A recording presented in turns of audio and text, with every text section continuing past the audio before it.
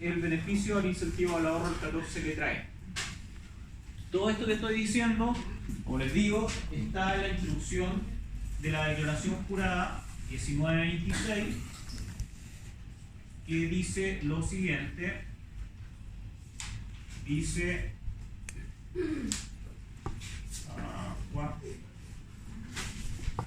acá, ¿cierto? Están los tipos de ajuste. Entonces tenemos 1, agregado, 2, deducción, 4, beneficio del artículo 14 letra E, 9, resultado financiero, y en el caso de que hubieran utilidades, retiro o dividendos absorbidos por pérdida tributaria, debieran ser agregados a la renta líquida imponible con el tipo de código número 6. ¿Ya? Entonces, como les decía, es el traspaso de la renta líquida imponible que nosotros trabajamos en el ejercicio, ¿cierto? Y lo que vamos a ir haciendo es vamos a ir clasificándolas con un código, ¿cierto?, de un clasificador de cuenta y con un tipo de ajuste de acuerdo a, al tipo de agregado de deducción que nosotros estemos realizando. Recuerden que cuando llenen acá el tipo de ajuste número 9, ese pudiera ser negativo o positivo, dependiendo si mi resultado son un balance de utilidad o dependiendo si yo tengo una pérdida financiera. Entonces, en este caso, el único valor que pudiera ir con signo negativo tendría que ser el código 9 de resultado financiero. El resto va a ir siempre en valores positivos y este tipo de ajuste va a señalar si se resta o si se suma en la determinación de esta base imponible. ¿Ya? Dijimos también que... ¿Qué dije? ¿Qué?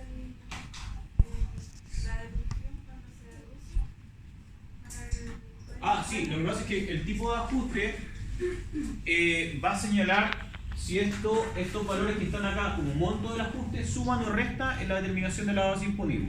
Entonces, si tengo el tipo de ajuste 1, son agregados. Se supone que suman, positivo. Y el tipo de ajuste 2 señala las deducciones, por lo tanto, estos restan. Pero no es necesario que cuando ustedes llenen la declaración jurada tengan que ingresar estos valores en negativo. Se ingresan siempre en positivo, pero con el tipo de ajuste que va a señalar si que suma o resta. A eso me referí. El único valor que pudiera ser negativo es este de acá. ¿Y por qué? Porque el resultado del balance puede ser pérdida o puede ser ganancia, ¿ya? Y dependiendo de eso, como solamente tenemos un tipo de ajuste para el resultado tributario, el resultado financiero, es que acá va a ser negativo o positivo. Además, ¿cierto? Para estas partidas vamos a tener que clasificarlas de acuerdo a los conceptos o partidas que nos indica la declaración jurada y que, como alguien bien dijo, la clase que vimos este tema, son los mismos conceptos de partidas que forman parte del recuadro número 12. Recuadro número 12 del formulario 22, ¿ya? O sea, es volver a clasificar las partidas de la renta líquida imponible en el recuadro número 12, en lo que tiene que ver con la determinación de la renta líquida imponible. Así, por ejemplo, vamos a ir clasificando. Tenemos las multas fiscales, tenemos con el código concepto partida 1144. El concepto partida 1144 dice: partida del inciso primero no afecta el impuesto único del 40% y del inciso segundo del artículo 21. ¿Ya? En este caso, 50.000 pesos. Y después de nuevo tenemos el mismo concepto partida y acá se pueden repetir, ¿ya? Porque, por ejemplo, es el mismo concepto de partida, pero no es el mismo clasificador de cuentas. Por lo tanto, acá sí pudieran haber diferentes conceptos por varios INE de cuenta de lo que indica este plan de cuenta del Servicio de Impuesto Interno. Entonces, tenemos otro gasto rechazado del artículo 21, inciso segundo, que son las donaciones a un club de rayuela reajustado. En este caso, con el código concepto de partida 1144 y con el clasificador de cuenta 5.030510, que lo vamos a ver de inmediato.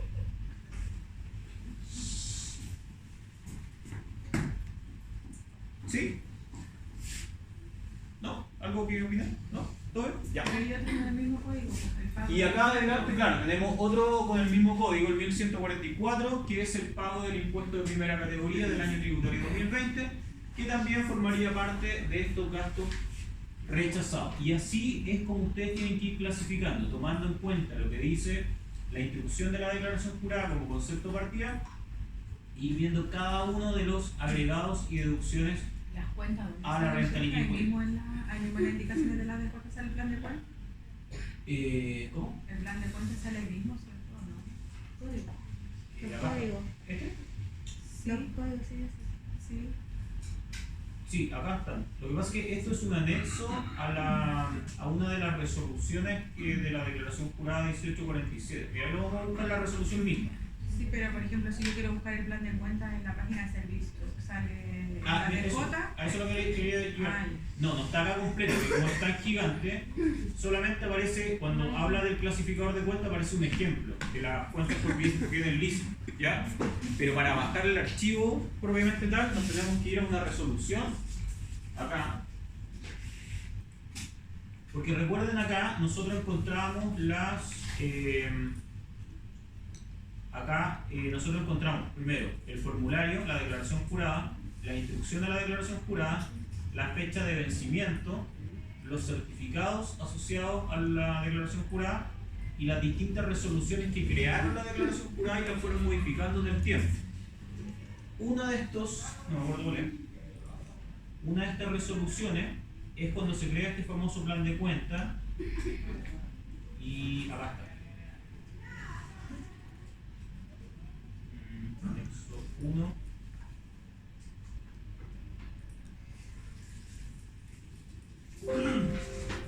Ahí está. Entonces, en la resolución 123 del 2020, si ustedes pinchan acá van a encontrar la resolución y si van a los anexos de la resolución van a poder bajar el archivo Excel con el famoso plan de cuenta para que puedan ir clasificando las partidas. ¿Ya? Está el anexo de la 1847 y el anexo también de la DJ 1926 para que puedan hacer las distintas clasificaciones. Yo, verdad, hoy día no sé qué tanto sentido tendrá todo tanto código, porque como ya la base imponible pasó al formulario 22, no veo, bueno, es cruce en verdad, porque como esta empresa tiene que presentar la 1847, con este plan de cuenta pueden enganchar lo que declaran en el resultado con las cuentas del balance. No sé, por ejemplo, que alguien esté declarando una depreciación tributaria y resulta que en el balance que presentó la 1847 no tiene activos fijos. Entonces, claro, por ahí pudieran enganchar de que si está utilizando la misma código de cuenta, ¿cierto? Y no tiene activos fijos, ¿por qué está depreciando? Y impugnarle la depreciación. Más que nada eso, es cruce. Y ahí lo único que les queda, y para mejor estudiar esto, es practicar, es ir clasificando las distintas partidas y viendo por cada concepto, por ejemplo, si son provisiones, ver ahí qué tipo de provisiones es la que se está ajustando en la renta líquida imponible y tomar ahí tomar ese código de cuenta. No sé, si por ejemplo estoy con la corrección monetaria, ¿cierto? La cuenta de corrección monetaria, ahí podría ser corrección monetaria del capital proinicial, pudiera ser de aumento de capital o pudiera ser de disminución de capital, ¿cierto? No sé, por ejemplo, si es de la corrección monetaria del capital proinicial voy a usar ese ID de cuenta, pero si es la corrección monetaria de los retiros y yo lo agrego a la renta líquida imponible, tendría que tomar esta como disminución de capital, ¿ya? Entonces, no es más que ir verificando, revisando este plan de cuenta y ver cuál se ajusta mejor a la partida que yo estoy ajustando. Les sirve de ayuda, les sirve de guía estos ejercicios que estamos trabajando ahora, porque acá pueden encontrar ya la clasificación hecha de algunas partidas más frecuentes en la determinación de la renta líquida imponible.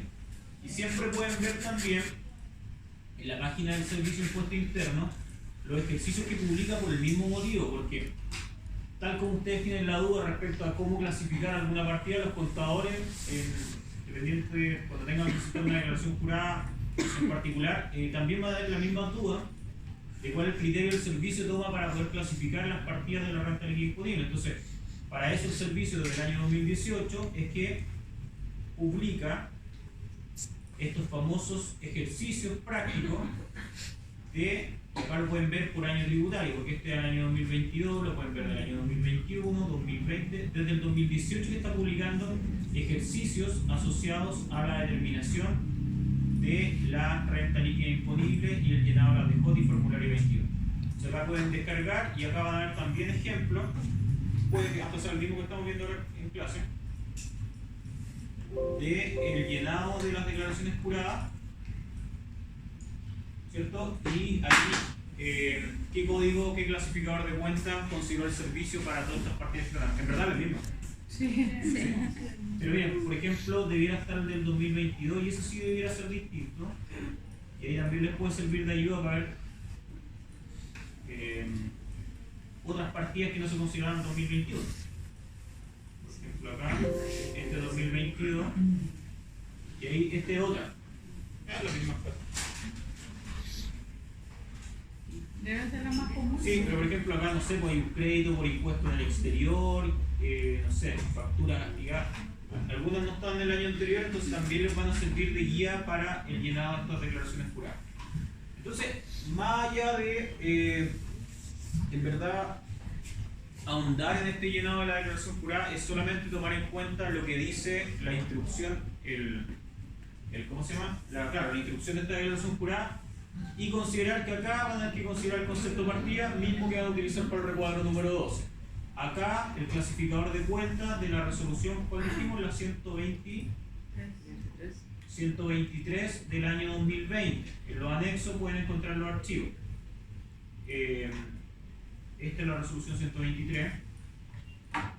Acá el concepto de la misma renta líquida imponible que están agregando, ¿cierto? Es lo mismo que dejamos acá, es lo que van a escribir con sus propias palabras. Esto se escribe así a mano, ya no es que venga definido, no.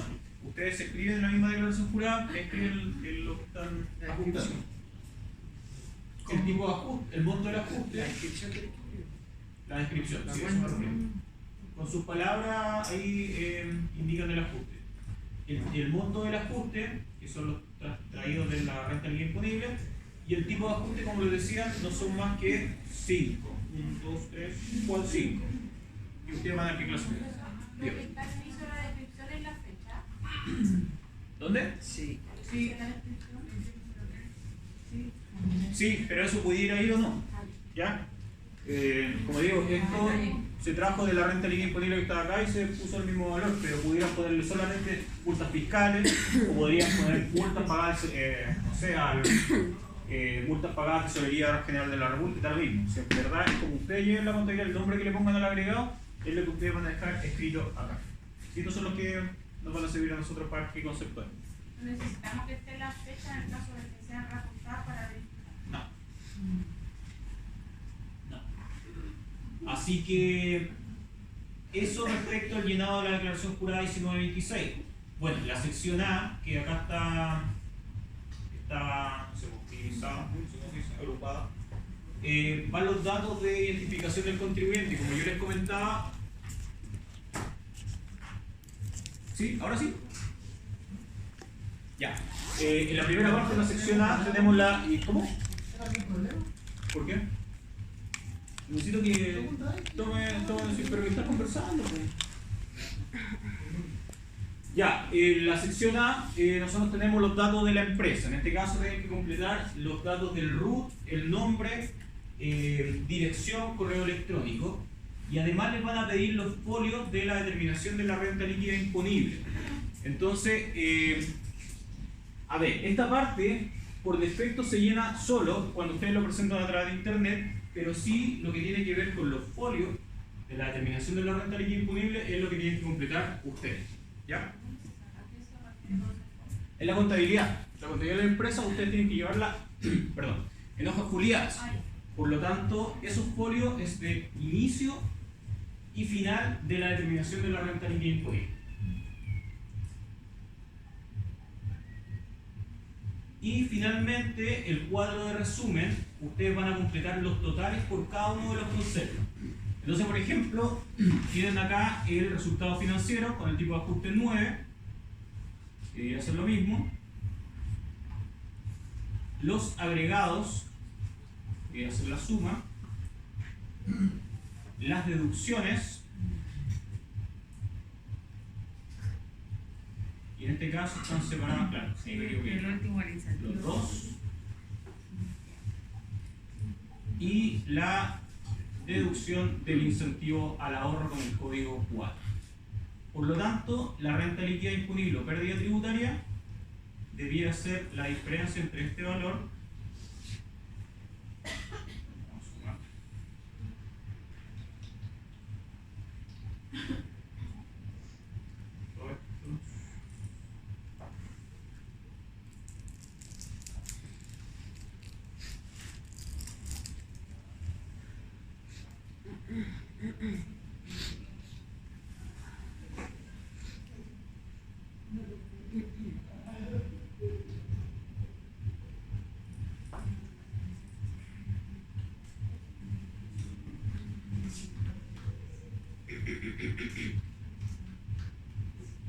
Los 64 millones entonces que tenemos de determinación de renta líquida disponible.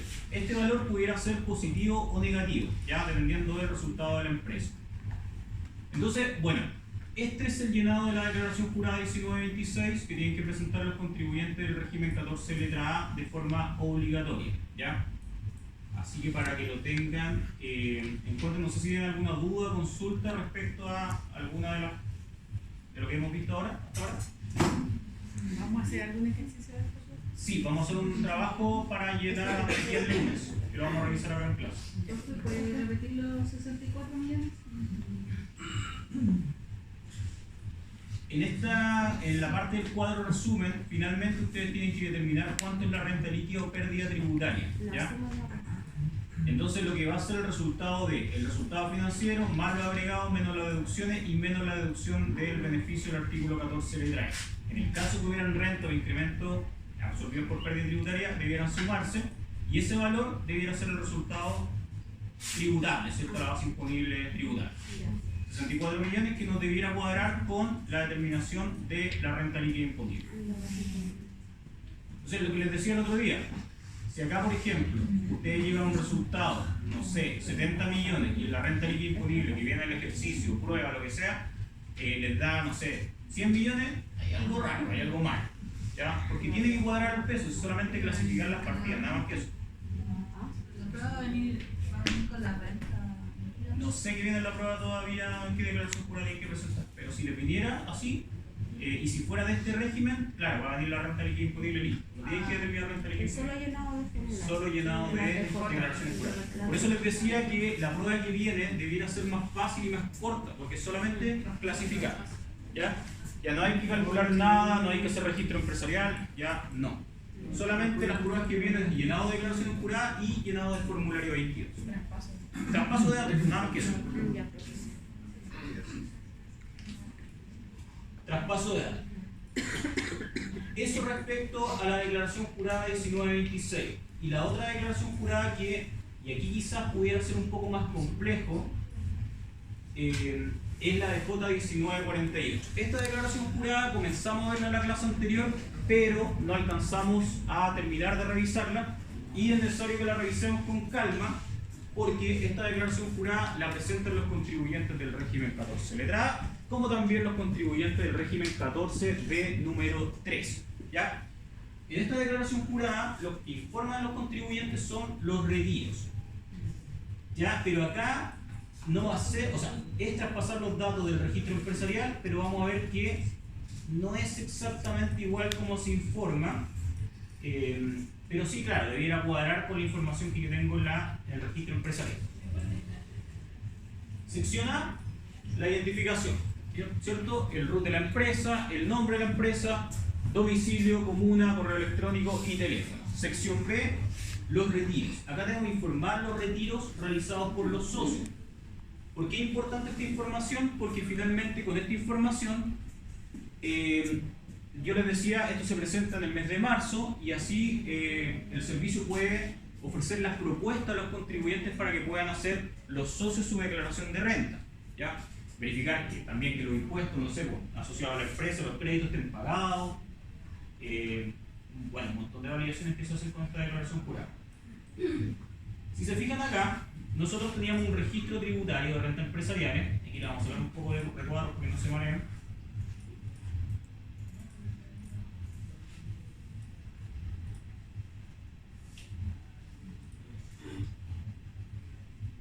¿Ya? Entonces, acá teníamos, luego de todos los registros, rentas del inicio del periodo, ¿cierto? La renta remanente, el RAI del ejercicio, crédito, todo el tema, logramos, ¿cierto?, hacer la imputación de los retiros y habían dos retiros. Había un retiro del socio 1 por 40.640.000 y había un retiro del socio 2 por 15.195.000 pesos. ¿Ya? Y acá, bueno, la imputación que se realizó, teníamos una parte que se había imputado al RAI, ¿cierto? De los 40 se imputaron 40.571 al RAI, 41 se llevaron al RAP y 27.729 al ISFUT. De los 15.195.000 se imputaron 15.191 al RAI y al ISFUT 3.081 pesos. En este caso, ¿cierto? Lo que nosotros tenemos que hacer hoy día es clasificar estas partidas para efecto del llenado de la DJ 1948. Y acá hay que tener en cuenta lo siguiente. No sé si se ve No, pequeño. ahí sí. Sí, pero igual son tantas cosas que traen esta DJ que... Bien, primero vamos a partir por lo inicial, que era súper relevante, la fecha del retiro. Acá vamos a tener que ir detallando cada fecha de los retiros realizados. Si el socio retiró una vez por mes, vamos a tener que desglosar acá cada uno de los retiros que realizó durante el año. El RUT del socio, ¿ya? Acá como ejemplo se puso 1-9 y 20-5, ¿ya? Pero al RUT de los socios que están realizando los retiros. Ahí también, pues, el servicio valida con los RUT, si los socios están informados como socios de la empresa. A veces las empresas, por ejemplo, no sé, modifican los socios durante el año, pero no lo informan al servicio por interno. Entonces, cuando pasa eso, ¿cierto? El servicio le dice, oye, usted está presentando retiros de una persona que no está informado como socio de la empresa. Y ahí, claro, la DJ queda observada hasta que el tipo, o la empresa, ¿cierto?, presente la modificación de la sociedad para que pueda ser actualizada la información. Miren, eso se da igual hasta ciertos años, porque hoy día, como ustedes saben, no sé si han visto el tema de cómo se crea una empresa hoy día, ¿sí? Tu empresa en un día, registra empresa. Entonces es mucho más fácil y está toda la información en línea. Cuando los socios, bueno, las empresas modifican los socios, el objeto de la sociedad o ya sea el capital de la empresa, finalmente toda esa información después va en línea del servicio y se actualiza de inmediato. Pero antes, cuando las empresas tenían que constituir una sociedad a través de una escritura pública, inscribirla en el conservador de bienes raíces, después publicarla en el diario oficial, esa información tenían que llevarla al servicio de impuesto interno y para poder actualizar la base de datos de la empresa, ¿ya? Y solo quedan con las que se formaron en la empresa en un día, porque por ejemplo las que formaron de esa manera que hizo usted, ¿siguen aún la misma? siguen haciendo, Sí. sí, pues, porque Entonces, tienen que hacer en esos casos que ya son los menores, podría darse todavía la situación de que se informe un retiro de un socio que todavía no está informado del servicio de impuesto interno. Claro, o los porcentajes de participación, etcétera, etcétera. Así que este dato, claro, es relevante y además con ese dato también se informa después la propuesta del contribuyente que va a tener que declarar en su global complementario aquellos retiros que van a quedar afectos a impuestos. Ya, después nosotros tenemos que ir clasificando de acuerdo a estos recuadros que están arriba. Si por ejemplo tenemos que monto, retiro, remesa o dividendo reajustado, ¿cierto? Y acá esto es súper importante. En la declaración jurada 1948, los montos de los retiros van actualizados, van reajustados, ¿ya? Por la variación del IPC de la fecha del retiro al mes de diciembre. cualquiera sea el régimen. Cualquiera sea el régimen, ¿ya? Y eso de repente puede generar cierta confusión a los contribuyentes o va a generar una descuadratura natural para los contribuyentes del régimen 14D3, ¿ya? Porque en el 14A, como ustedes saben, nosotros siempre trabajamos con los retiros actualizados, el remanente actualizado, todo se actualiza, todo se aplica a corrección monetaria. Por lo tanto, el monto de los retiros que nosotros informemos acá, clasificados como se nos indica acá, va a cuadrar con el que dice el registro empresarial. Pero no así va a cuadrar el de las 14D3, ¿ya? En este caso, las 14D3, lo que diga el registro empresarial va a estar a valores históricos y en la de J1948 van a ir a valores reajustados, ¿ya? Entonces es importante que luego de hacer el registro empresarial se haga un recuadro parecido a esto sobre la situación de los retiros. En este caso en verdad no tiene mayor variación, pero cuando veamos el de la 1948 vamos a ver que el recuadro de situación tributaria de los retiros y créditos va a estar un valor histórico y más abajo el valor actualizado para el llenado de la DJ 1948. A ver, como les les decía, una vez listo el tema de la identificación del socio y la fecha de los retiros, tenemos que acá empezar a clasificar, y perdón que lo achique, pero es que necesito que se vea todo esto, por lo menos el primer cuadro. Vamos a tener que clasificar mis retiros como monto, ¿cierto? Retiro. Primero saber si son afectos a global complementario o si son renta exenta o ingresos no renta, ¿ya? Y esa información me la va a proporcionar el registro de renta empresarial. Si son afectos a global complementario, yo después tengo que informar si lo que está afecto a global complementario es con crédito a contar del 1 de enero del 2017, con crédito acumulado hasta el 31 de diciembre del 2016 o con crédito, por ejemplo, o sea, son cuatro, con crédito con pago del impuesto de primera categoría voluntario o sin derecho a crédito, ¿ya? Entonces es necesario acá separarlo de acuerdo a la información que nos proporciona el registro de renta empresarial. Si yo imputé al REX, ¿cierto? También voy a tener que clasificar y vamos a tener rentas provenientes del RAP, ¿cierto? Imputado al RAP y también al ISPUT, por ejemplo acá, ISPUT LGCD, como cualquier otra partida que yo pudiera tener o derechamente de ingreso no renta del registro REX. ¿Ya? Entonces, veamos la información que nos proporcionaba y vamos viendo con el primero de los socios para el llenado del registro empresarial. Acá, chicos, necesito full atención porque esto es probable que entre en la prueba, ya, porque pudieran ser 14B3 o 14A, pero sí o sí va a entrar en la 1948 y es uno de los puntos que siempre genera confusión, el traspaso de datos y la correcta clasificación en cada una de las partidas. Entonces, tenemos acá, ¿cierto? Primero tenemos que una parte de este retiro se imputó al RAP, 41.080. Entonces ahí ya es fácil y nos vamos a la 1948 y registramos 19.480 imputado al REX, más específicamente al saldo del RAP, rentas con tributación continua, ¿cierto? ¿Claro hasta ahí? Ya. Después tenemos utilidades imputadas al ISPUT, 27.729, y en este caso también tenemos acá listo los 27.729. Posteriormente tenemos lo que está imputado al RAI, ¿cierto? Son en total son 40.571.191. De eso que se imputó al RAI, una parte es con crédito, bueno, en verdad ambos son con crédito acumulado a contar del 1 de enero del 2017, pero una parte es con restitución y la otra sin restitución. En la 1948 yo no tengo que hacer la distinción de si es con restitución o sin restitución mi retiro. Después voy a separar mis créditos. Pero yo lo que voy a tener que identificar si ese crédito es con créditos generados a contar del 1 de enero del 2017. Y acá, como pueden ver acá en el registro empresarial, ambos, porque estos retiros que están acá tienen asociados a estos créditos que están aquí, ¿cierto? Ambos son a contar del 1 de enero del 2017. Por lo tanto, la totalidad de este monto imputado al RAI va a ser con crédito acumulado a contar del 1 de enero del 2017, por lo tanto lo voy a declarar en esta columna de acá.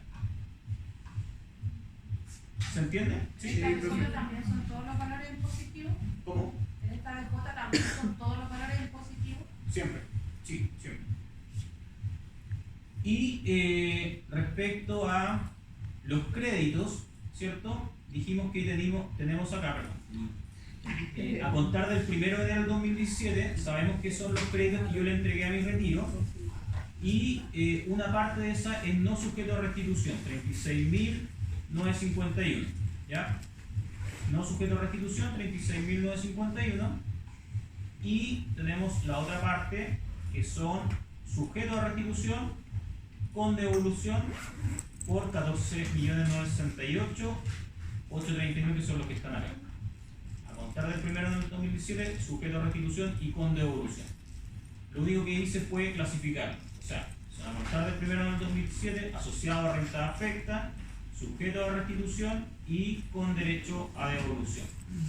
Y ahí está clasificado. Y finalmente, al final, yo tengo que poner el número del certificado, porque recuerden que esta declaración jurada tiene un certificado asociado, que es el certificado número.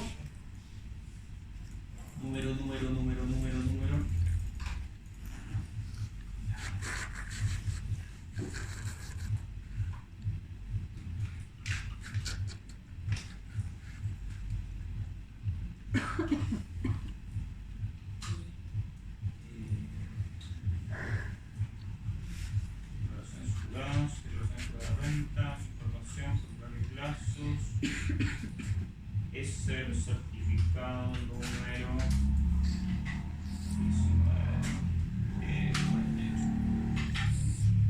Acá está. El certificado número 70. ¿Ya?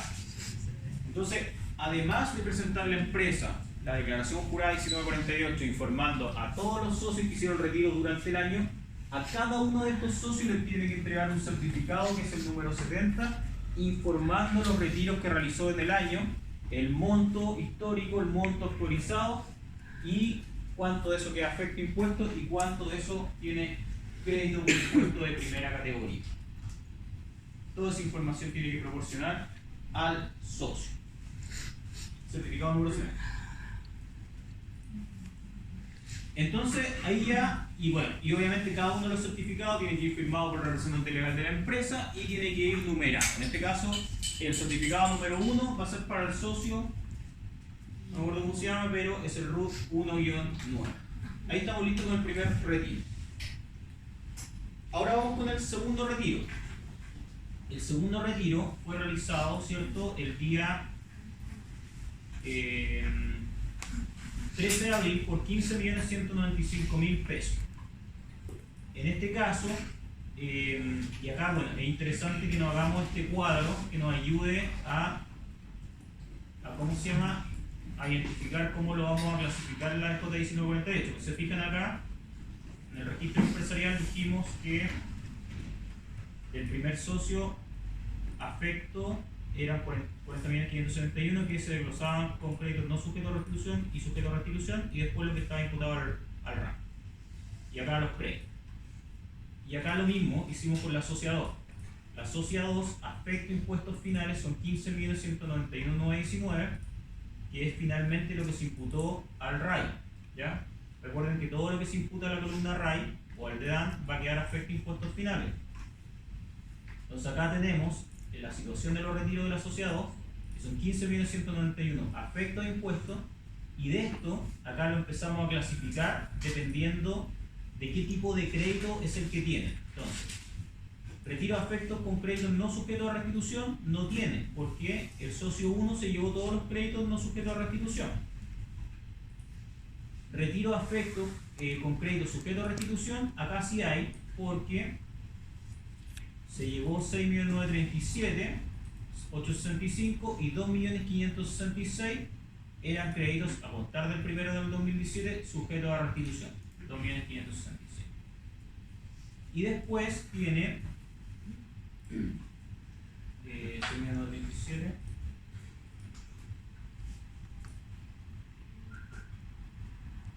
Sí.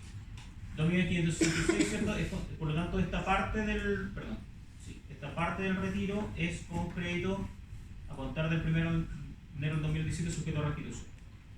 Después hay 220.220 que también se imputan al RAI, ¿cierto? Y que en este caso, estos retiros se les dio crédito del SAC al 31 de diciembre del 2016 con la tasa TEF. Por lo tanto, se le dio de crédito 41.080. Entonces, esa parte que se imputó al RAI va a ser con crédito con tasa TEF, 220.220. ¿Y qué pasa con la otra parte del retiro que no logramos darle crédito porque se nos acabaron los créditos, los consumió con estos dos últimos imputaciones? ¿Qué pasa con los 8.033? ¿Queda afecto impuesto o no queda afecto impuesto? Sí. Y en este caso, ¿tiene derecho a crédito o no tiene derecho? Tiene derecho a crédito. Sin derecho a crédito. Entonces, acá en nuestra situación de los socios, vamos a indicar de que ese retiro, los 8.033, son afectos también, pero son sin derecho a crédito por impuesto de primera categoría. ¿Cuánto de los retiros que este contribuyente imputó al ISPUT? Fueron 3.081, que era la parte que le correspondía por su participación. En este caso, 3.081. Y así yo completo el retiro de los 15.195.000 pesos. Más adelante, entonces, encuentro los detalles de los créditos, los 2.566, los 41.080 y finalmente... Profe, en la respuesta los 8 millones están clasificados con derecho a crédito. ¿Cómo? En ¿Acá? la respuesta sí. Sí, es que acá les quiero explicar algo también. No sé si está el cálculo del...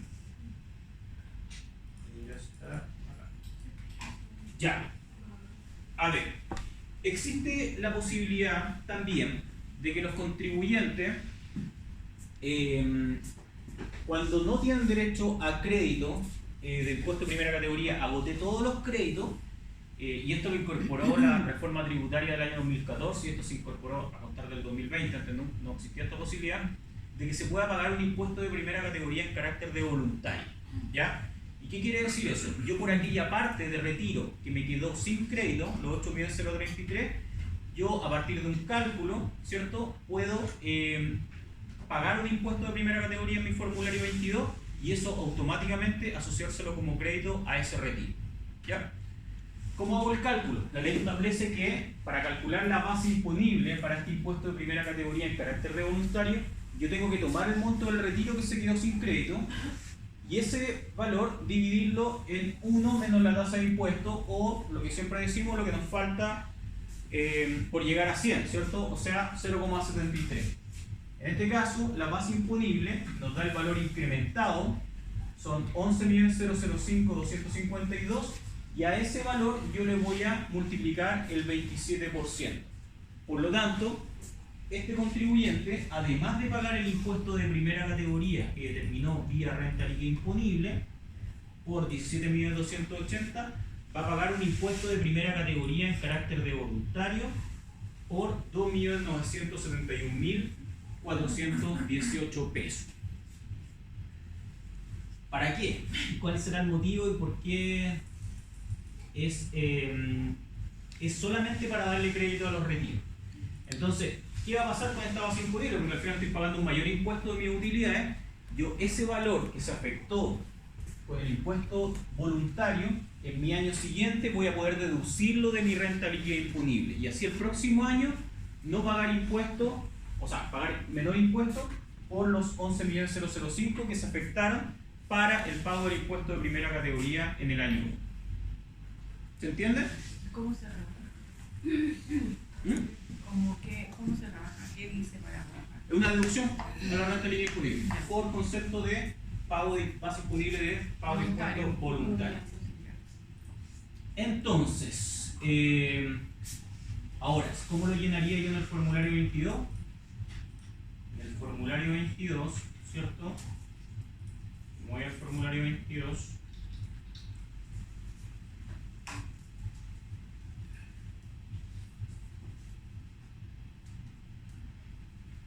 Servicio online, declaración de renta, opciones, navegar por el formulario 22. Entonces, ya, si fuera este contribuyente que voy a pagar un impuesto voluntario para poder darle crédito a esos retiros que quedaron sin crédito, bueno, primero yo tengo que pagar el impuesto de primera categoría por mi base imponible, código 1109, y pago el 27%, ¿cierto? 1103. Y acá, más abajo, tiene... Ahí está, pago voluntario de impuesto de primera categoría, los 11 millones y pago el otro impuesto. Se lo pago y automáticamente se le doy de crédito al SOR. Año siguiente, determino una renta líquida imponible, no sé, por de 100 millones, le resto los 11 millones y la diferencia va a ser lo que va a pagar impuesto de primera categoría. Y así no pago dos veces impuesto de primera por mi utilidad. Dicho eso, entonces, en este caso, ese monto que al principio, en un principio, era como un retiro afecto sin crédito, hoy día es un retiro con crédito, pero por pago de impuesto de primera categoría en carácter de voluntario. ¿Cómo nos queda la DJ entonces? 19.48 nos queda de la siguiente manera. Fecha del retiro 13 de abril del 2020. RUT 20-5. Y acá empezamos de acuerdo a la situación tributaria de los retiros. Tenemos de los 15 millones que todos se imputaron al REI completito, una parte es con crédito acumulado a contar del 1 de enero del 2017 con restitución, ¿verdad? La restitución nos va a servir después para clasificar el crédito solamente. Lo importante es saber si son retiros con crédito a contar del 1 de enero del 2017. En este caso sí lo es, por lo tanto lo declaro acá. Después tenemos el siguiente, retiros afectos con crédito de tasa TEF 220-220, y esos van acá, con crédito acumulado hasta el 31 de diciembre del 2016. Y después tenemos los 8.033.834, donde pagamos este impuesto voluntario, ¿cierto? Y lo vamos a declarar acá, con crédito, con derecho a crédito por pago de impuesto de primera categoría en carácter de voluntario. Si no hubiera pagado este crédito, ¿a dónde tendría que declarar los 8 millones? Acá, ¿cierto? Sin derecho a crédito al lado. Ahí. Si es que no hubiera pagado, porque es voluntario, ya no tengo que sí o sí pagarlo. Ahí yo veo si es que le quiero dar ese crédito y si no, derechamente luego tributo sin crédito. ¿Eso entraría en la prueba, profe? ¿El voluntario? Sí. No. Solamente tiene la... pero no tienen que calcular un impuesto voluntario. Ahí le hice un spoiler, no debería haberlo hecho. Y digo que no la había visto. No, sí la. Ya, entonces los 3.081, ¿cierto? Es de ISFUT, ¿ya? Que es lo que se imputó de acuerdo a la participación. Recuerden que es voluntario también, pero debe ser en relación a la participación, y estaba también en la situación tributaria de los 3.081. Y después tenemos los créditos. Y en este caso tenemos crédito, y aquí vamos a hacer de nuevo los colores. Crédito acumulado a contar del 1 de enero del 2017, asociado a renta afecta, no sujeto a restitución, y no sé si está bueno, yo creo que está mal. Es con devolución, ¿cierto? Este va acá. Ahí sí. Ya, con derecho a devolución. Ahí se lo voy a corregir cuando lo subo. Y después tenemos también. No, espera, estoy leyendo. Los 2.971 es el que pagué de voluntario. Claro, sí, estoy toqueando. Sí, y efectivamente, claro, ese es un crédito sin derecho a devolución. Solamente tiene el fin de pagar los impuestos asociados al global complementario del socio. Entonces ahí sí está bien. 2.971.418. Después, sujeto de restitución con derecho a devolución, 2.566, y ahí sí nos vamos a este crédito que salió del registro empresarial, 2.566.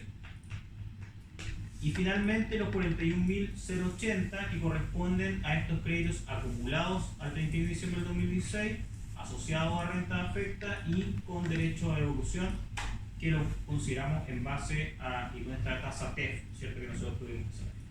Por lo tanto, número certificado número 2, y ahí ya tenemos lista la situación del socio 2. Más abajo vamos a encontrar Profe, sí, ese impuesto adicional o voluntario sí, siempre se calcula en base al crédito que yo quiero cubrir, por eso no está sujeto no tiene derecho a devolución. siempre está sujeto, siempre se calcula en base al retiro que no alcanzó a cubrir crédito. Yo no puedo pagar por un monto que no lo sé. Tiene que ser en base a un monto cierto, que debiera ser el monto del retiro que... Esa voluntaria tiene que cubrir solamente ese... Solamente, claro, sí, el retiro que quedó sin crédito. Sí. Completo, no puede ser menor. No, tiene que ser completo. Sí. Más abajo, en esta declaración jurada, ¿cierto? Tenemos la sección A, identificación, la sección B, los retiros. Tenemos la sección C, antecedente de retiro en exceso.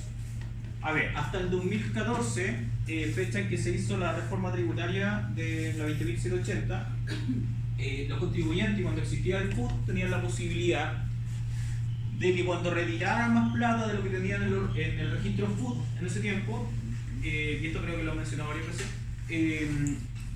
esas platas que se retiraban en exceso quedaban pendientes de tributación hasta que la empresa generara utilidades, ¿ya?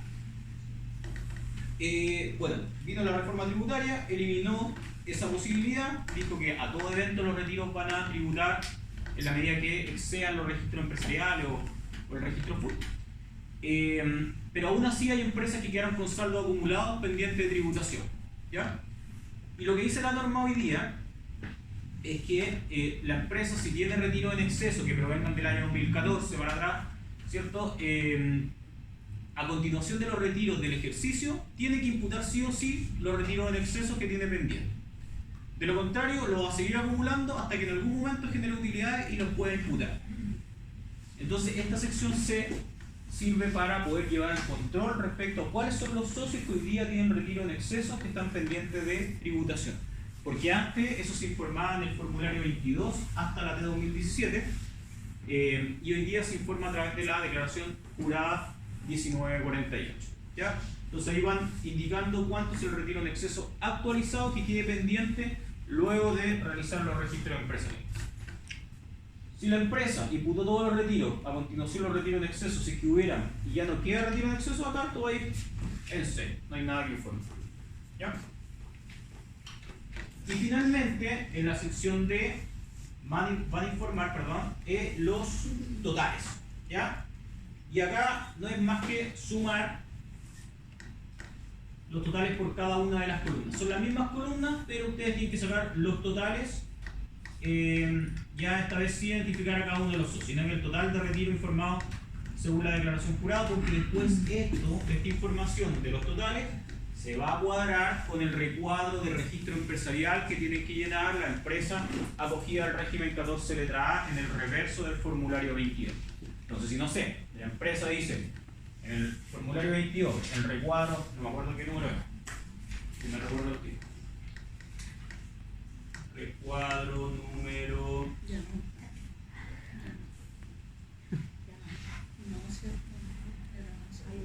Recuadro número 15.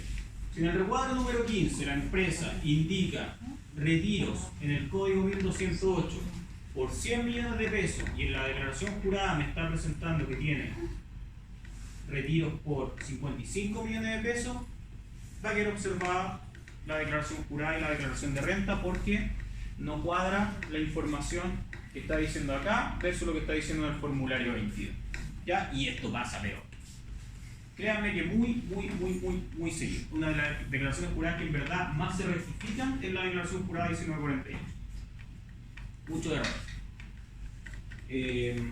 Sobre todo, y lo que les pasa a todos los contadores, yo me acordaba acá de repente en clase, el tema del cuando les falta crédito. Cuando, por ejemplo, al multiplicar, ¿cierto? El crédito excede el valor que tienen disponible y hay que hacer la división. Sí. Y es como la parte que más se equivocan los contadores, porque después también eso hay que desglosarlo acá.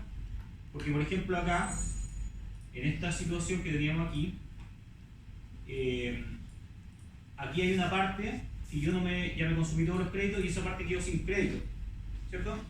Entonces los contadores por lo general se llevan todos los créditos, imputan todo al RAI en una sola línea y después le informan toda la declaración jurada como afecto con impuesto con crédito. Y no hacen la separación de cuánto de ese retiro es sin crédito para poder asociarlo y ahí eso arroja observación en la DJ y todo. Eso es uno de los errores más comunes que podemos ver en la presentación de las declaraciones juradas. Y me imagino que le va a pasar a ustedes. Declaraciones juradas. ¿Ya? Entonces, después tienen que solamente sumar. Sumar cada una de las columnas. Si tiene 20, 24 registros, ¿cierto? Van a sumar los 24 registros y van a poner cada uno de los valores en estos valores totales de la declaración jurada. Obviamente, cuando presentan esta declaración jurada por internet, estos valores se completan de forma automática. Por lo tanto, ahí no tienen que preocuparse de los totales ni tampoco de los datos de la identificación de la empresa. Quería mostrarles algo. Esto. El otro día les comentaba que la forma de presentar las declaraciones juradas existen diferentes medios de envío. el más común es a través de un formulario en pantalla, formulario electrónico, pero esa posibilidad les permite solamente completar 200 registros. ¿Ya? O sea, si presento una declaración jurada de sueldo y tengo 250 trabajadores, no me sirve. No puedo hacerlo llenando el formulario en pantalla. La segunda posibilidad es a través de un importador de datos, un archivo extensión.csv, un archivo plano que se trabaja en Excel y se carga después como formato que establece el Servicio de Impuesto Interno, y ese les va a permitir hasta 10.000 registros, 10.000 líneas. ¿Ya? Y finalmente, en el caso de que tengan que presentar más de 10.000 registros y hasta 1,5 millones de registros, tiene que ser a través de un software generador de archivos, que puede ser a través de una solución comercial, de alguna empresa que genere software y esté validado por el servicio, o a través de un software gratuito del Servicio de Impuesto Interno que siempre deja disponible para el envío de las declaraciones juradas. Entonces, eso también es importante a tener en cuenta, ¿ya? Para ir a presentar declaraciones juradas, si una empresa es grande y son varios los registros, no siempre se va a poder llenar a través del formulario en pantalla. ¿Ya? ¿Alguna duda, consulta de la declaración jurada 1948 o queda todo claro?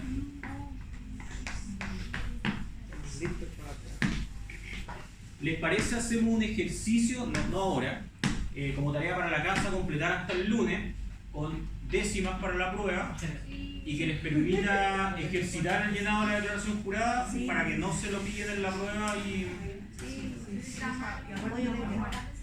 ¿Cómo?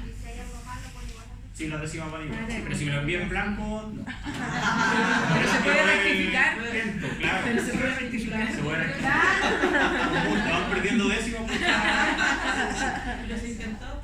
Entonces vamos a hacer un ejercicio, se lo voy a enviar a más tardar mañana. El sábado vamos a ver otra de o vamos a seguir reforzando esto. No, vamos a ver otra de Este sábado en la clase.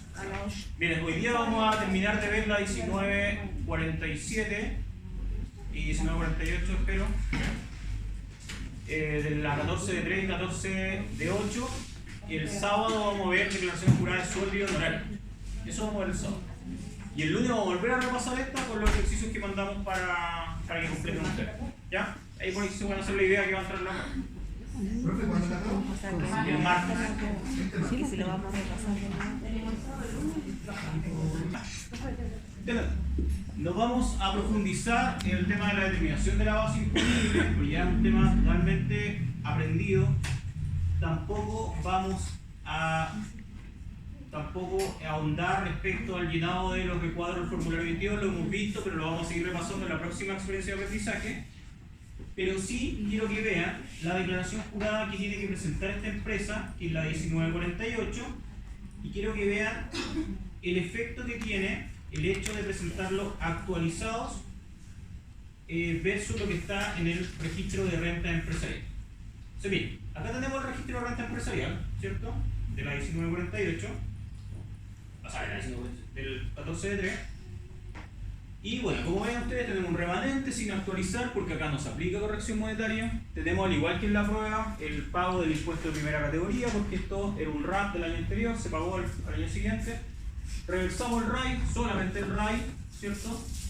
Calculamos el nuevo RAI del ejercicio. Percibimos REX en el ejercicio 80.000, lo llamamos son ingresos no renta, de haber sido un dividendo. Y además reflejamos el crédito por el impuesto de primera categoría que pagamos y los créditos asociados a los dividendos.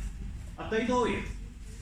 Después lo que hicimos, teníamos 37 millones disponibles en los registros empresariales y imputamos, ¿cierto?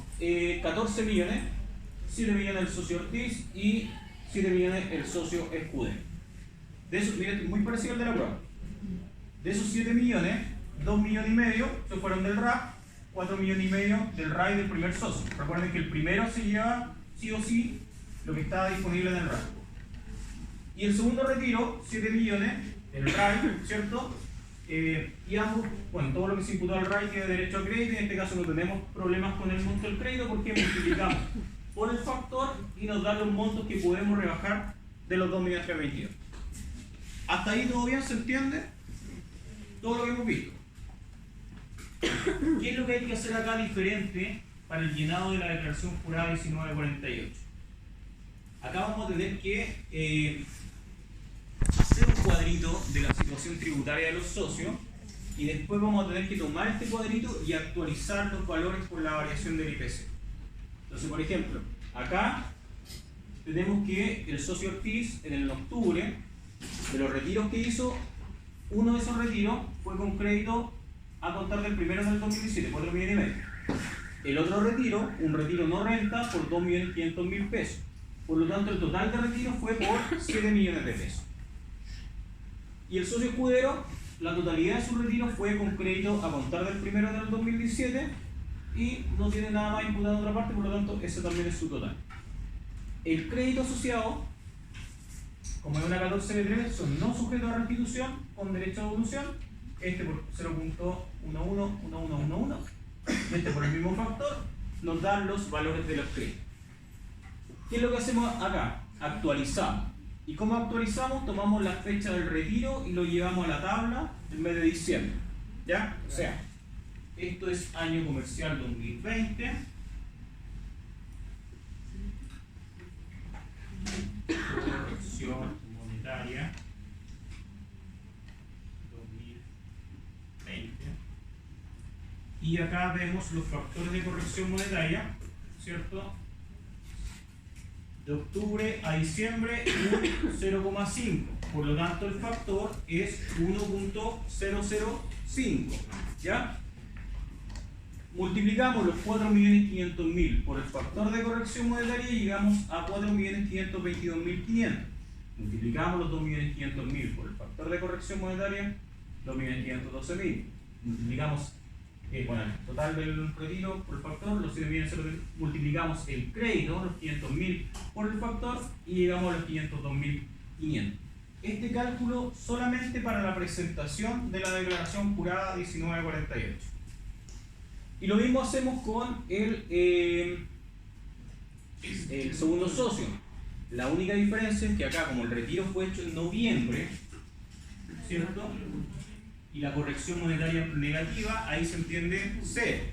Por lo tanto, no hay corrección monetaria y se multiplican por 1 y los valores van a ser exactamente los mismos. Y ahora viene el llenado de la declaración jurada 1948. Primera parte, identificación. Segunda parte, los retiros. Y si se fijan acá, es exactamente lo mismo. No es una declaración jurada distinta para una 14D3. Es exactamente la misma que tiene que presentar con los mismos campos que le tiene una 14A. Por lo tanto, tenemos retiros aspecto impuesto global complementario con crédito a contar del primero del 2017, los 4.522.500 que actualizamos.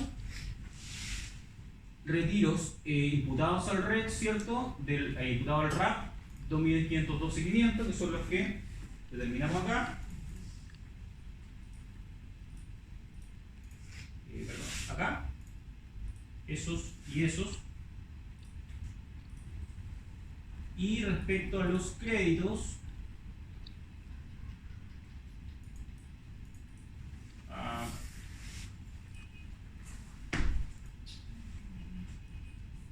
¿ya? Y respecto a los créditos, el mismo tema. Voy a clasificar mis créditos, son créditos a contar del primero del 2017, asociados a renta aspecta, no sujetos a restitución, con devolución por 502.500 pesos, que es el valor actualizado de los 500.000 pesos que se llevó de crédito este socio. Se llevó 500, lo actualicé acá, y ese es el valor que yo voy a informar en la declaración jurada 1948. Certificado 1. Vamos al segundo socio y acá no hay diferencia, porque el socio, la corrección monetaria finalmente era 0, por lo tanto son los 7 millones afecto con crédito a contar del primero del 2017 y el crédito son los 777.777. Y eso es lo que se presenta acá, y después tenemos la sección de totales, donde también nos va a sumar cada una de las columnas de la sección B de esta declaración jurada 1948.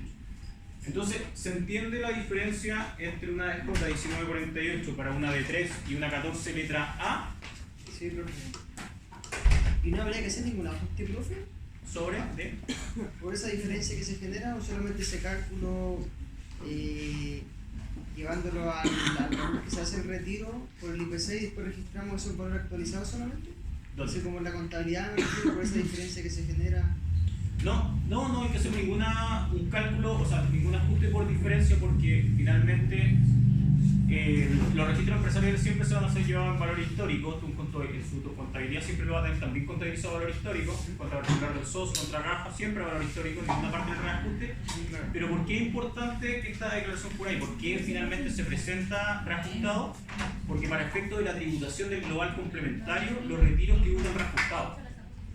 Entonces, por eso es relevante de que se informe acá reajustado, porque eso va a ser lo que va a tener que informar el socio en su declaración de renta. Él, cuando va a tributar por los retiros o dividendos, tributa por los retiros o dividendos reajustados. ¿Ya? Así que eso es el llenado de la DJ 1948. La única diferencia con la anterior es que acaba reajustado. Y por ejemplo, si tuviéramos retiro, también es otro tema que sea como súper general en la empresa. Justo, siempre en diciembre informan retiro. Como que me informan retiro durante todo el año. No sé, será normal, no sé. Pero como que en diciembre se realizaron todos los retiros, entonces ahí sí te va a cuadrar. Porque como no hay corrección monetaria, te va a cuadrar. Pero si no, claro, sí o sí tiene que haber una descuadratura. La descuadratura va a ser solamente de esto con el registro empresarial. Con el registro empresarial. Pero en verdad, por ejemplo, eso igual lo considera el servicio, como tiene la fecha del retiro, como tú decías, tomó el valor del factor y lo multiplica sistémicamente. Lo multiplica y después eso lo cuadra con, o sea, se puede decir como se deflacta, ¿cierto? Se divide, el valor informado acá se divide por el factor de corrección monetaria y eso lo compara con el recuadro del registro empresarial. Y ahí debería cuadrar.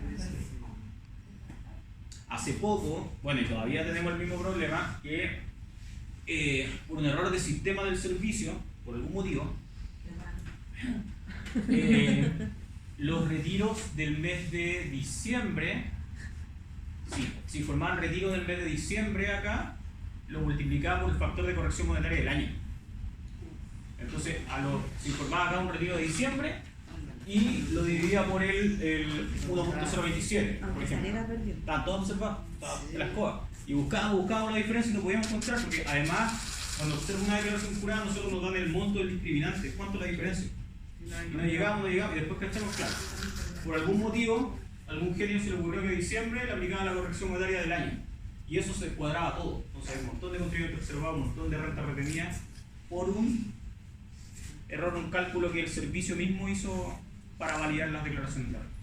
Por si les pasó alguna vez, ese era el motivo.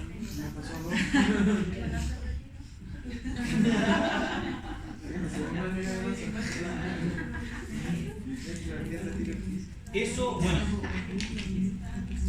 y lo que les comentaba, cada una de las declaraciones juradas, bueno, la declaración jurada 1948 tiene asociado un certificado de declaración jurada. Ese certificado de declaración jurada debe ser entregado a cada uno de los socios, numerado y firmado por el representante legal de la empresa. En este caso, si se fijan, ese certificado tiene una estructura tipo. Esa estructura nosotros la encontramos acá, silencio por favor chicos, la encontramos acá en el formato que nos dan del certificado de retiro, que es el 70, que va con el nombre y ruta del representante legal, donde tienen que proporcionar toda esta información. Es básicamente lo que se informa en la DJ 1948, pero esta vez para cada uno de los socios, ¿ya? Y así, por ejemplo, si el socio tuviera problemas con su declaración de renta, el retiro en particular, después presenta el certificado firmado por el representante legal de que está en conocimiento, que está en base a la contabilidad y bla bla. Quizás para ustedes más conocidos, no sé si alguna vez recibieron el de la 1879 de honorario o de sueldo. Sí.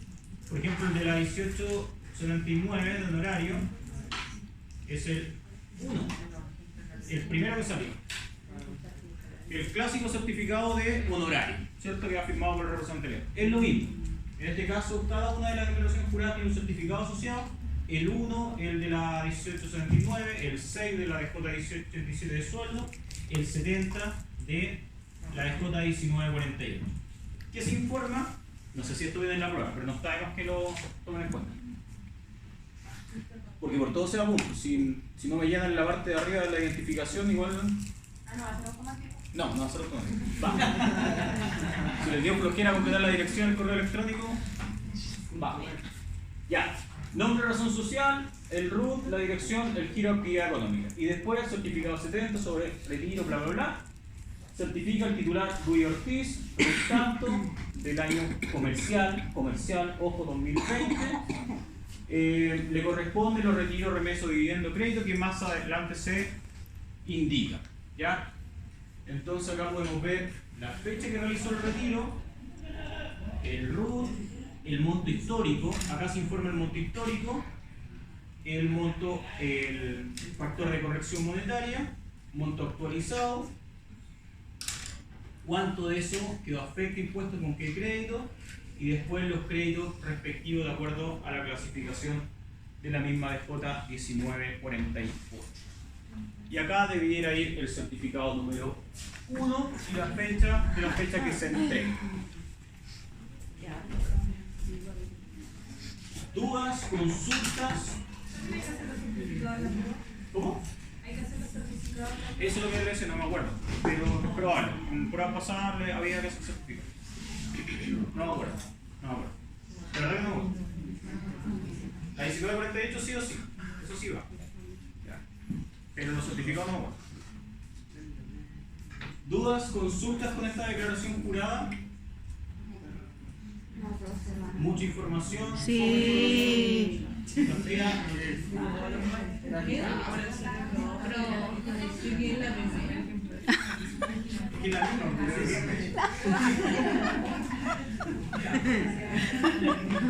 Creo que en la primera media hora.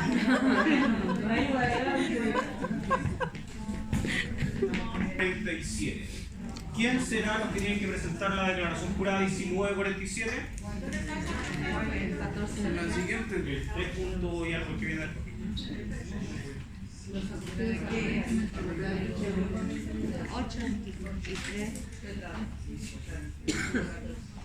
¿Ya?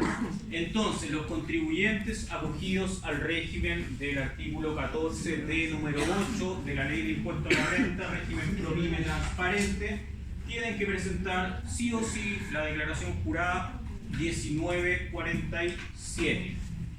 ¿Ya? Ellos no presentan 1948. ¿Por qué no presentarán 1948? Porque son 14 de años. Da igual, pueden tener retiro. Pero no tributan en base a retiro, ¿cierto? ¿Cómo tributan los socios de una empresa 14 de 8?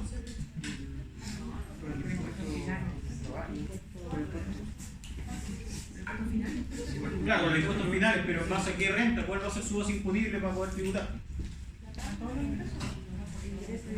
Lo que se le asigne de la utilidad de la empresa, ¿cierto? Entonces, ¿qué es lo que se informa en esta declaración jurada? Es cuánto se le va a asignar a cada uno de los socios en proporción a su participación en la empresa, cuánto se le va a asignar de renta para efecto de la tributación con los impuestos finales. ¿Ya? La declaración jurada 1947 tiene fecha de presentación, por lo menos lo tuvo para el año tributario 2021.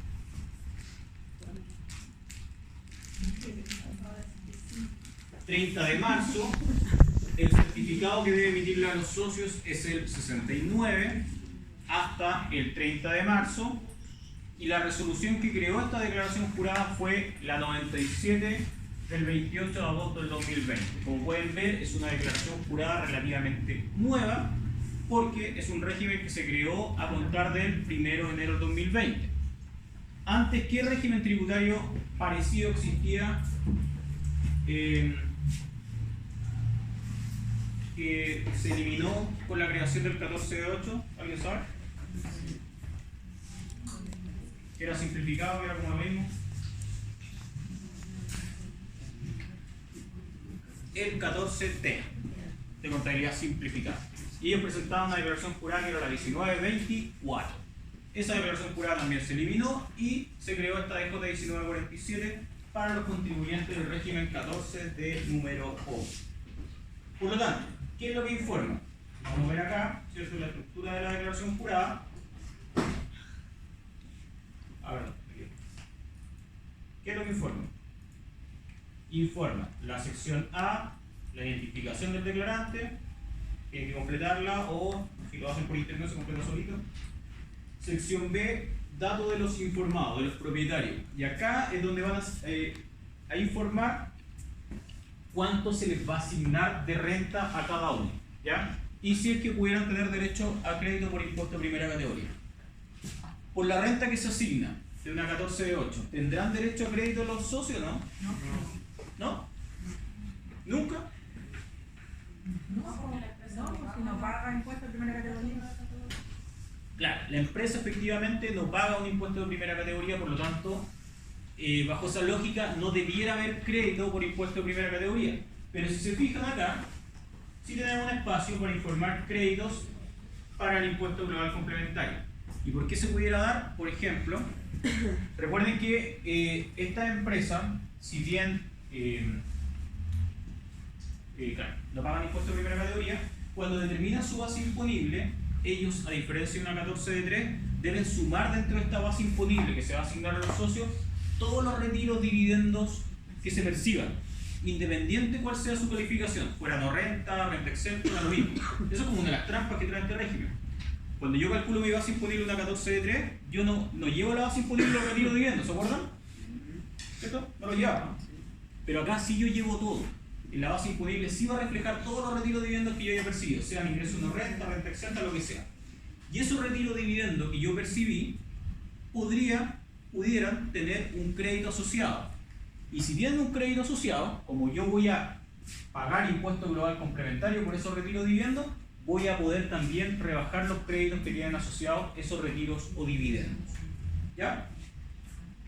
Entonces esa es como una de las posibilidades que existe para que estos contribuyentes tengan derecho a crédito.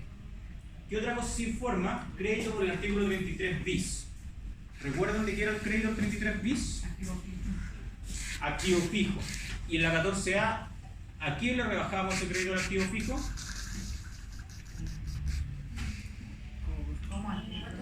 Al impuesto de primera categoría.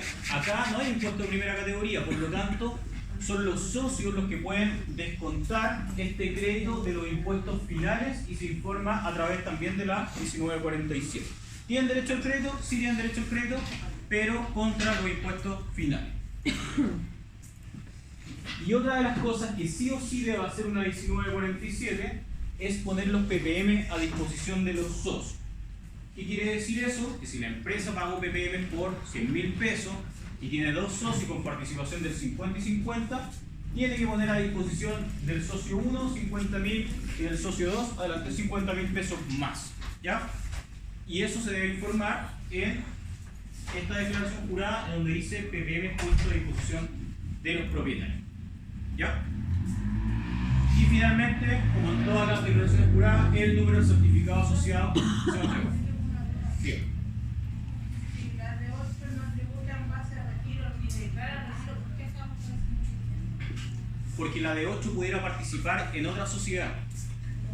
Yo soy de 8 y soy accionista de otra sociedad. Y yo retiro plata de esa sociedad. Esos retiros, de acuerdo a lo que dice la norma, van a formar parte de mi base imponible.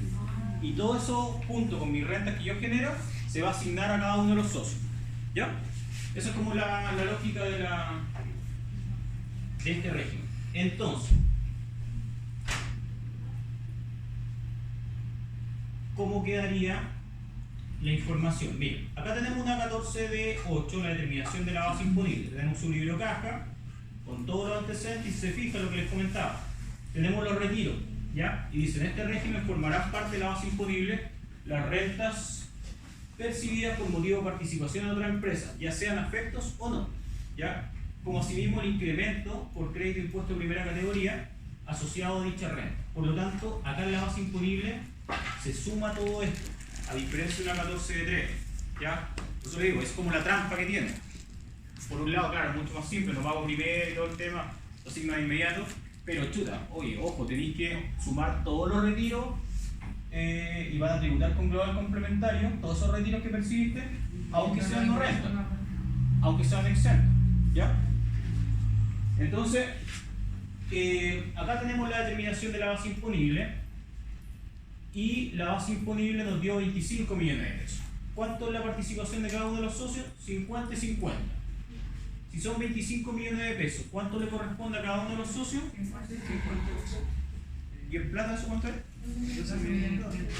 Entonces, cuando yo llene mi declaración jurada, RUT socio 1, RUT socio 2, base imponible a tributar por los impuestos finales, 12.500.000 y 12.500.000.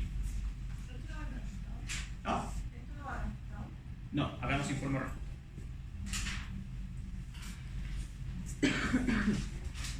Solamente los retiros de dividendos son los que tributan reajustados, pero estos que son asignaciones de renta, o lo que era la renta atribuida anteriormente, no, son valores históricos.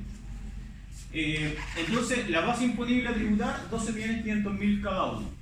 ¿Qué más tenemos acá en esta declaración jurada? Tenemos que, en este caso en particular, esta empresa, además de tener su base imponible, que no está por impuesto de primera categoría, pero sí va a hablar complementaria, además tiene un ingreso diferido.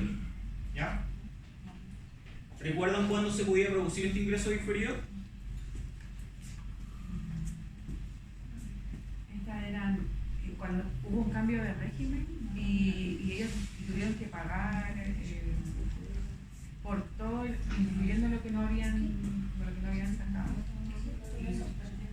Claro, lo que pasa es que este régimen es un régimen simplificado, que no llevan balance, no llevan registros empresariales, no llevan nada. Ya, y tributan por la renta del mismo año que se genera, por lo tanto no acumulan renta. Pero si yo me cambio de un régimen de contabilidad completa, donde yo acumulaba rentas y seguía tributando en base a retiro, a este régimen simplificado yo tengo que hacer un cálculo especial y determinar cuánto del régimen que yo estaba, cuántas rentas yo tenía acumuladas pendientes de tributación por parte de los socios. ¿Ya? Capital propio tributario, le resto el RAP, le resto el capital aportado, y en este caso me da 6 millones de pesos. La ley establece de que estos contribuyentes tienen la posibilidad, para no tributar de una sola vez por los 6 millones de pesos global complementario, porque pudiera ser más, de hecho, el valor, poder tributar diferido, ¿ya? En este caso, en 10 cuotas, ¿ya? ¿Hasta 10 cuotas? Hasta 10 cuotas, sí, hasta 10 cuotas. Por lo tanto, en cada año, cada uno de los socios, o sea, los socios van a tener que sumar 600.000 pesos a su base imponible. Entonces, ¿qué es lo que están haciendo? Yo venía de un régimen de contabilidad completa, donde probablemente los socios no habían retirado todas las utilidades que tenían en la empresa. Entonces no se tributó por toda esa utilidad que se generó a nivel de socio. Se hizo este cálculo para saber cuánto eran esas utilidades y hoy día dijeron ya, perfecto, ustedes se cambiaron de simplificado, pero ahora me tienen que tributar por estas utilidades que me dejaron acumuladas cuando llegan contabilidad completa y lo van a hacer en cuotas, en 10 cuotas. ¿Ya? Esa información también se informa en la declaración jurada 1947, acá. Monto del ingreso diferido contenido en la base imponible a tributar con los impuestos finales. Entonces, el socio 1, de los 600, le vamos a dar 300.000 y el socio 2 le vamos a dar 300.000 pesos más. Se reparte todo en parte igual en este caso. Y como dato informativo, en este caso, vamos a tener acá también el tema de los retiros, remesas o distribuciones. Acá sí estamos hablando de flujos de plata. ¿Ya? No tiene incidencia en la tributación del socio, pero sí tiene incidencia en la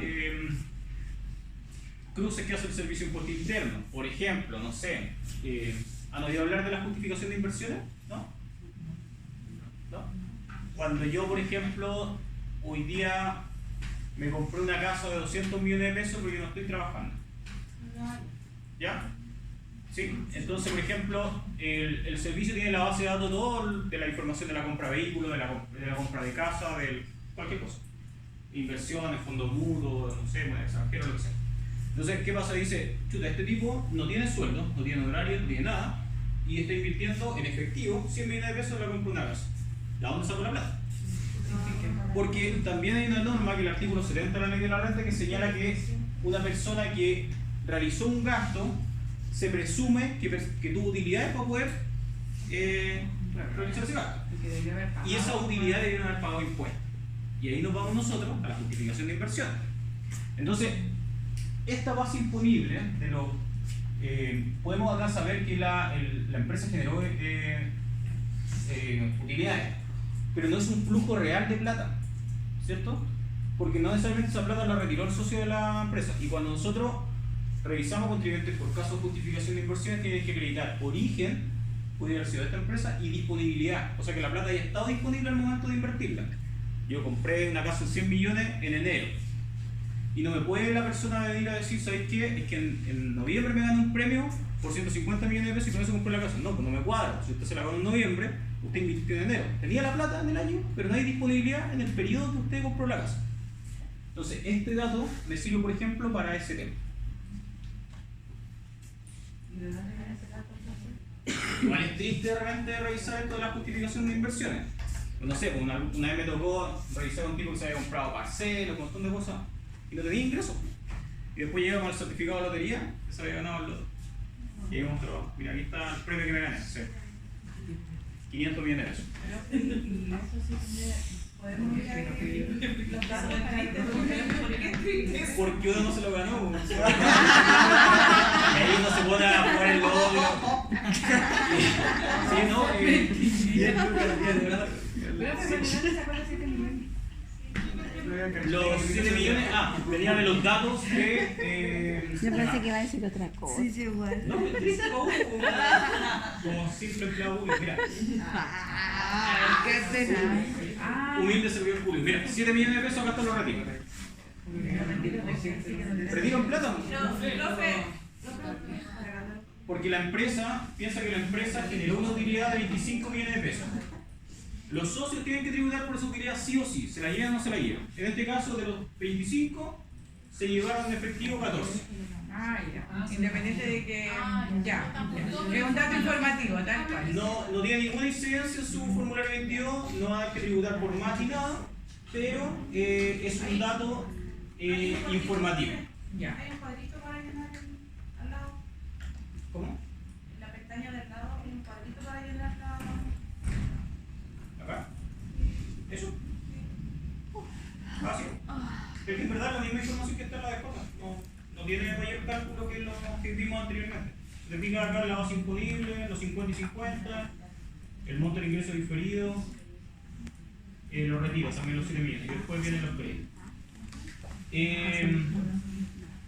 Como les decía, por ejemplo, en un caso de una justificación de inversiones, el contribuyente me tiene que acreditar una compra de un vehículo.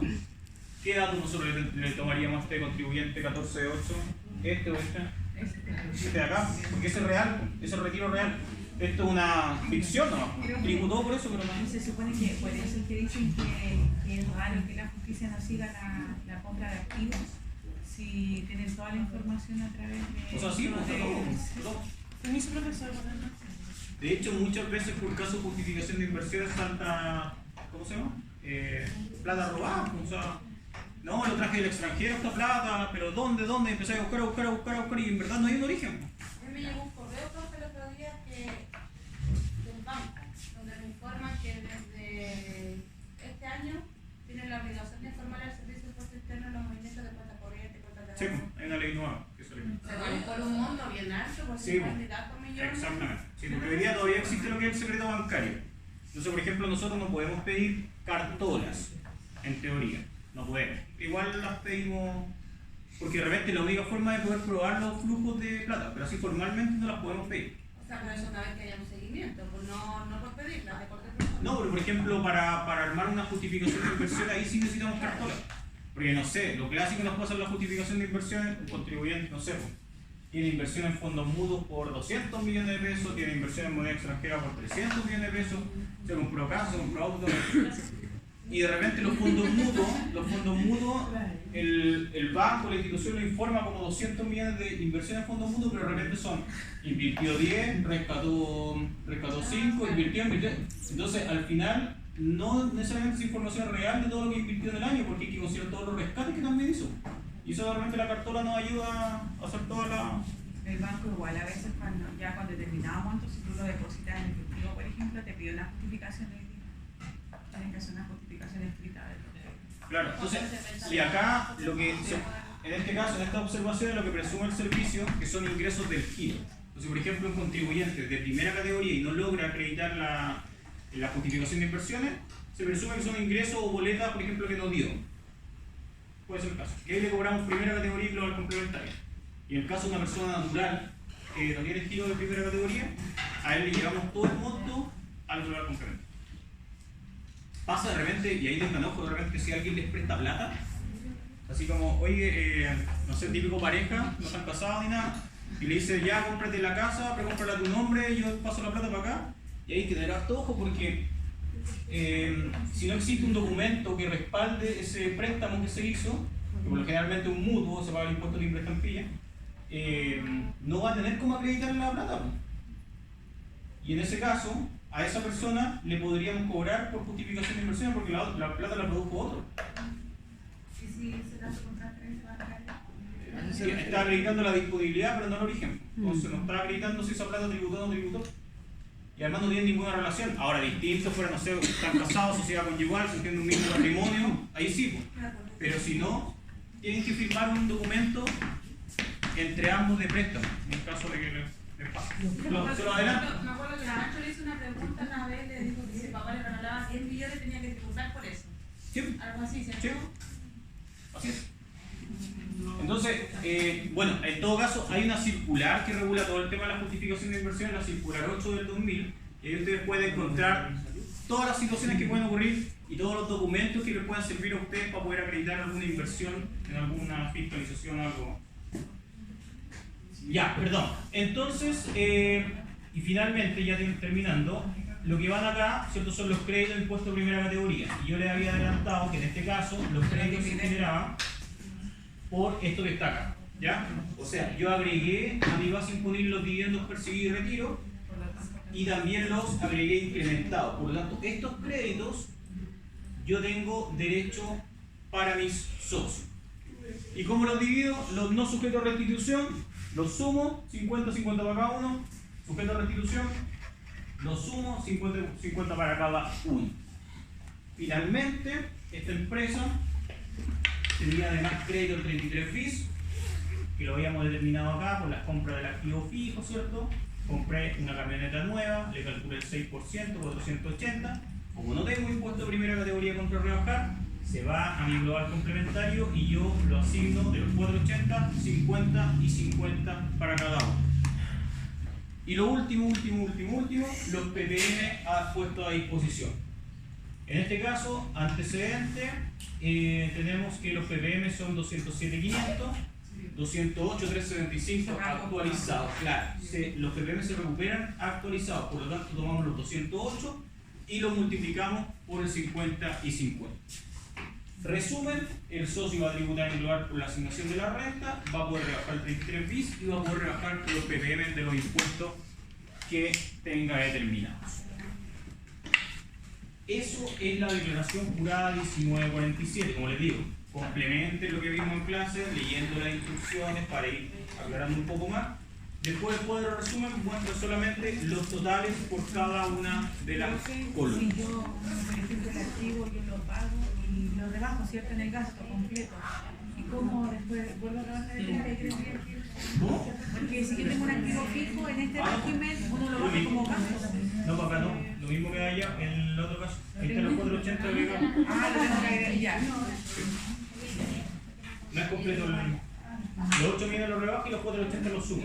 Entonces no los rebajas como gasto. Sí, para por poder eso es que ocuparlo. no, porque aquí como uno rebaja el gasto completo.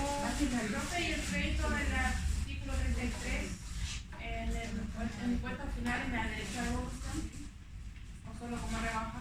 El crédito del 33 bis, déjame ver, porque aquí tengo una duda. Pero déjame el formulario 22 como va.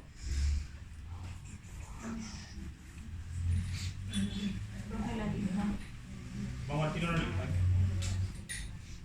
Aclaramos la duda y no vamos a ver. Tenemos la 10 y media, solo su día. El día vamos a respetar el horario hasta final.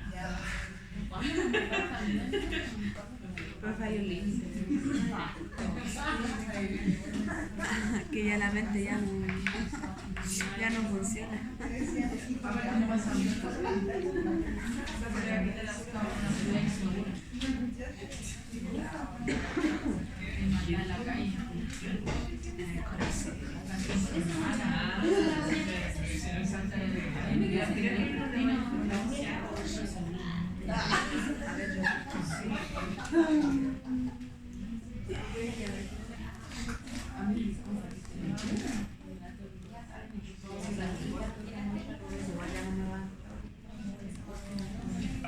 dice, mira, va como rebaja el impuesto global complementario y dice, va en el código 1638. Dice, esta línea debe ser utilizada por las personas naturales, contribuyentes de impuesto global complementario, propietarios de empresa, cogial de número 8. Este crédito se deberá asignar a dichos propietarios en la proporción en que la señalada empresa los hayan asignado. A su vez, la respectiva renta para todos los efectos se entenderá que corresponde a un crédito por impuesto de primera categoría con derecho a devolución, con derecho a devolución. Eso bien, derecho a devolución. ¿Qué es derecho a devolución? No ¿Ya? entendía. Lista. Si servía solo para rebajar.